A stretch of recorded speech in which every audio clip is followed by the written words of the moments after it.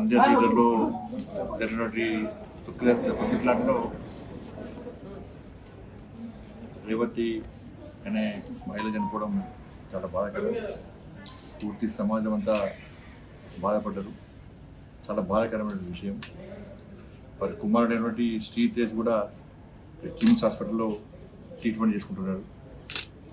మొదటిదాకా parliament సమావేశాలు మొన్న అనుకోకుండా హైదరాబాద్ వచ్చి వెంటనే తిరిగి మళ్ళీ ఢిల్లీ పోయి రావడం జరిగింది. ఇప్పుడే ఢిల్లీ నుంచి రావడం జరిగింది. ఈరోజు మరి బాబుని చూసిన తర్వాత చాలా బాధ అనిపిస్తున్నది. చిన్న బాబు, డాక్టర్లు కోలుకుంటున్నారని చెప్పి డాక్టర్లు చెప్తున్నారు. కోలుకోవాలని చెప్పి అందరం భావించారు. అదొక్కరు కూడా ఆ బాబు క్షేమం కోసం. నేను చిన్నపిల్లలంటే ప్రేమ పిచ్చి ఎక్కువ.